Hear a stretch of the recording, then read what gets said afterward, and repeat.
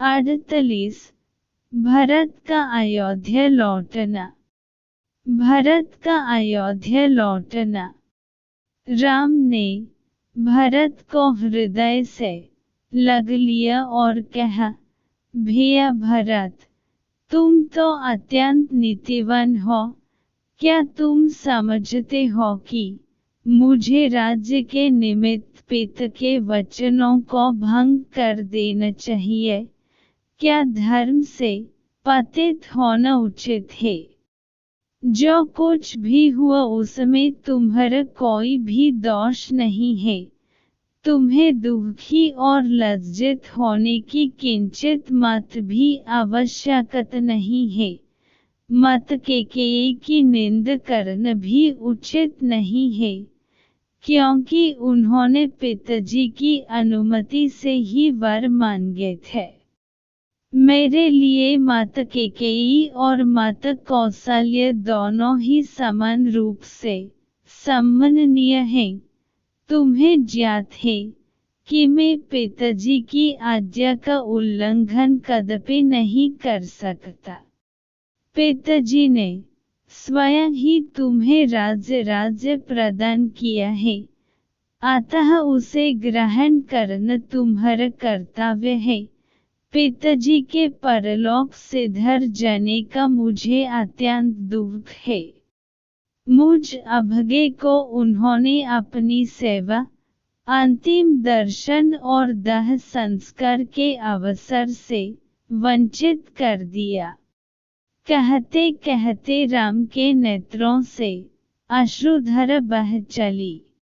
फिर उन्होंने सीता से जाकर कहा, प्रिय पूज्य पिताजी स्वर्गलोक सिधार गए। तत्पश्चात लक्ष्मण को संबोधित करते हुए बोले, भैया, अभी अभी मुझे यह समाचार भरत से प्राप्त हुआ है कि हम पितृविहीन हो गए हैं। इस सूचना को सुनते ही सीता और लक्ष्मण बिलख बिलख कर रो पड़े। इसके पश्चात राम ने प्रयासपूर्वक धैर्य धारण किया और सीता तथा लक्ष्मण के साथ मंदाकिनी के तट पर जाकर पिता को जलांजलि दी, वक्कल चीर धारण किया, हंगुदी के गूदे का पिंड बनाया और उस पिंड को कुश पर रखकर उनका तर्पण किया। पिंडदान तथा स्नानादि से निवृत्त होने के पश्चात वे अपनी कुटिया में लौटे और भाइयों को भुजाओं में भर कर रोने लगे। उनके आर्तनाद को सुनकर गुरु वशिष्ठ तथा सभी रानियां वहां आ पहुंची। विलाप करने में वे रानियां भी सम्मिलित हो गईं। फिर प्रयासपूर्वक धैर्य धारण करके राम, लक्ष्मण और सीता ने सब रानियों एवं गुरु वशिष्ठ के चरणों की वंदन की। कुछ काल पश्चात सभी लोग रामचंद्र को घेर कर बैठ गए और महाराज दशरथ के विषय में चर्चा करने लगे। इस प्रकार वह रात्रि व्यतीत हो गई। प्रातःकाल संध्या उपासना आदि से निवृत्त होकर राजगुरु तथा मंत्रीगण को साथ लेकर भरत राम के पास आए और बोले, हे रघुकुल शिरोमणि, प्रतिज्ञाबद्ध होने के कारण पिताजी ने अयोध्या का राज्य मुझे प्रदान किया था। उस राज्य को अब मैं आपको समर्पित करता हूँ। कृपा करके आप इसे स्वीकार करें। राम ने कहा, भरत, मैं जानता हूँ कि पिता की मृत्यु और मेरे वनवास से तुम अत्यंत दुखी हो, किंतु विधि के विधान को भला कौन टाल सकता है?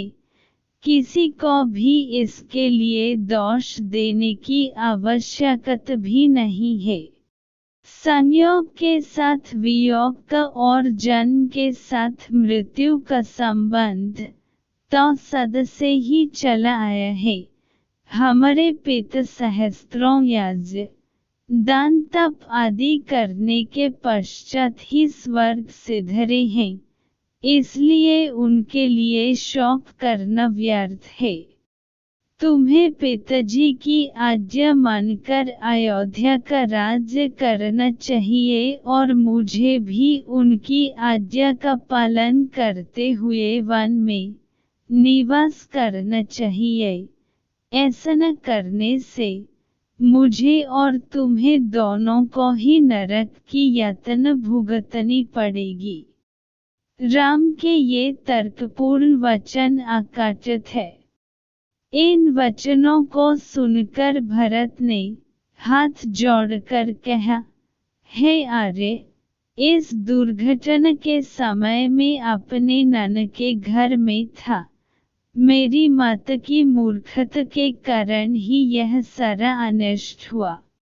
मैं भी धर्म का कुछ ज्ञान रखता हूँ, इसलिए मैं आपके अधिकार का अपहरण कदापि नहीं कर सकता। आप क्षत्रिय हैं और क्षत्रिय का धर्म जटा धारण करके तपस्वी बनना नहीं अपितु प्रजा का पालन करना है। आपसे आयु, ज्ञान, विद्या आदि सभी में छोटा होते हुए भी मैं सिंहासन पर कैसे बैठ सकता हूँ? इसलिए आपसे प्रार्थना करता हूँ कि आप राज सिंहासन पर बैठकर मेरे मत को लोक निंदा से और पिताजी को पाप से बचाइए, अन्यथा मुझे भी वन में रहने की अनुमति दीजिए। रामचंद्र ने भरत को फिर से समझते हुए कहा, पिताजी ने तुम्हें राज्य प्रदान किया है और मुझे 14 वर्ष के लिए वनवास की आज्ञा दी है। जिस प्रकार मैं उनके वचनों पर श्रद्धा रखकर उनकी आज्ञा का पालन कर रहा हूँ, उसी प्रकार तुम भी उनकी आज्ञा को अकाट्य मानकर अयोध्या पर शासन करो। उनके वचनों की यदि हम अवहेलना करेंगे तो उनकी आत्मा को क्लेश पहुँचेगा। तुम्हें राजकार्य में समुचित सहायता देने के लिए शत्रुघ्न तुम्हारे साथ हैं ही। पिताजी को अपनी प्रतिज्ञा के ऋण से मुक्ति दिलाना हम चारों भाइयों का कर्तव्य है। रामचंद्र के वचनों को सुनकर अयोध्या के अत्यंत चतुर मंत्री जबली ने कहा, हे रामचंद्र, सारे नाते मिथ्या हैं। संसार में कौन किसका बंधु है? जीव अकेला ही जन्म लेता है और अकेला ही नष्ट होता है। सत्य तो यह है कि इस संसार में कोई किसी का संबंधी नहीं होता। संबंधों के मायाजाल में फंसकर स्वयं को विनष्ट करना बुद्धिमानी नहीं है। आप पितृऋण के मिथ्या विचार को त्याग दें और राज्य को स्वीकार करें। स्वर्ग, नरक, परलोक, कर्मों का फल आदि सब काल्पनिक बातें हैं। जो प्रत्यक्ष है वही सत्य है। परलोक की मिथ्या कल्पना से स्वयं को कष्ट देना आपके लिए उचित नहीं है। जबली के इस प्रकार कहने पर राम बोले, मंत्रीवर, आपके ये नास्तिक विचार मेरे हित के लिए उचित नहीं है, वरन ये मेरे लिए अहितकारी है। मैं सदाचार और सच्चरित्रता को अत्यधिक महत्व देता हूँ। यदि राजा ही सत्य के मार्ग से विचलित होगा तो प्रजा भी उसका ही अनुसरण करेगी और कुपथगामी हो जाएगी। मैं आपके इस अनुचित मंत्रणा को स्वीकार करने में असमर्थ हूँ। मुझे तो आश्चर्य के साथ ही साथ दुख इस बात का है कि परम आस्तिक तथा धर्मपरायण पिताजी ने आप जैसे नास्तिक व्यक्ति को मंत्री पद कैसे प्रदान किया। राम के इन रोषपूर्ण वचनों को सुनकर जबली ने कहा, राघव, मैं नास्तिक नहीं हूँ। भरत के बारंबार किए गए आग्रह को आपके द्वारा अस्वीकार करने के कारण ही मैंने ये बातें कही थीं। मेरा उद्देश्य केवल आपको लौट ले जाना ही था। आपको लौट ले जाने के लिए मेरी मंद बुद्धि में इन बातों के अतिरिक्त और कोई उपाय ही नहीं सूझा। किसी भी प्रकार से राम ने भरत की प्रार्थना को स्वीकार नहीं किया। विवश होकर भरत ने हाथ जोड़कर कहा, हे तात, मैंने अटल प्रतिज्ञा की है कि मैं आपके राज्य को ग्रहण नहीं करूँगा। यदि आप पिताजी की आज्ञा का पालन ही करना चाहते हैं तो अपने स्थान पर मुझे वन में रहने की अनुमति दीजिए। आपके बदले मेरे वन में रहने से भी पिता को मत के ऋण से मुक्ति मिल जाएगी। इन स्नेहपूर्ण वचनों को सुनकर राम मंत्रियों और पुरवैसियों की ओर देखकर बोले, जो कुछ भी हो चुके उसे न तो मैं बदल सकता हूँ और न ही भरत।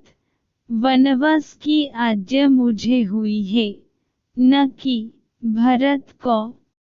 मैं माता कैकेयी के कथन और पिताजी के कर्म दोनों को ही उचित समझता हूँ।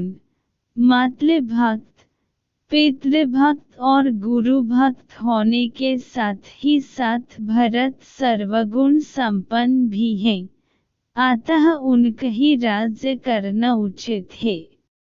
जब राम किसी भी प्रकार से अयोध्या लौटने के लिए राजी नहीं हुए तो भरत ने रोते हुए कहा, भैया, मैं जानता हूँ कि आपकी प्रतिज्ञा अटल है, किंतु यह भी सत्य है कि अयोध्या का राज्य भी आप ही का है। अतः आप अपनी चरण पादुकाएं मुझे प्रदान करें। मैं इन्हें अयोध्या के राज सिंहासन पर प्रतिष्ठित करूँगा और स्वयं वक्कल धारण करके ब्रह्मचर्य व्रत का पालन करते हुए नगर के बाहर रहकर आपके सेवक के रूप में राजकाज चलाऊंगा। 14 वर्ष पूर्ण होते ही यदि आप अयोध्या नहीं पहुँचे तो मैं स्वयं को अग्नि में भस्म कर दूंगा। यही मेरी प्रतिज्ञा है। रामचंद्र जी ने भरत को हृदय से लगकर उन्हें अपनी पादुकाएं दे दी। फिर शत्रुघ्न को समझते हुए बोले, भैया, माता कैकेयी को कभी अपशब्द कहकर उनका अपमान मत करना। इस बात को कभी न भूलना कि वे हम सबकी पूज्य माता हैं। तुम्हें मेरी और सीता की शपथ है। फिर माताओं को धैर्य बांधकर सम्मान पूर्वक सबको विदा किया। श्री राम की चरण पादुकाओं के साथ भरत और शत्रुघ्न रथ पर सवार हुए। उनके पीछे अन्य अनेक रथों पर मतैन, गुरु, पुरोहित, मंत्रीगण तथा अन्य पुरवसी चले। सबसे पीछे सैन्य चली। उद्यमन लिए हुए सब लोग 3 दिन में अयोध्या पहुँचे। अयोध्या पहुँच जाने पर भरत ने गुरु वशिष्ठ से कहा, गुरुदेव, आपको तो ज्ञात ही है कि अयोध्या के वास्तविक नरेश राम हैं। उनकी अनुपस्थिति में उनकी चरण पदुकाएं सिंहासन की शोभा बढ़ाएंगी। मैं नगर से दूर नंदीग्राम में पर्णकुटी बनकर निवास करूंगा और वहीं से राजकाज का संचालन करूंगा। फिर वे नंदीग्राम से ही राम के प्रतिनिधि के रूप में राज्य का कार्य संपादन करने लगे।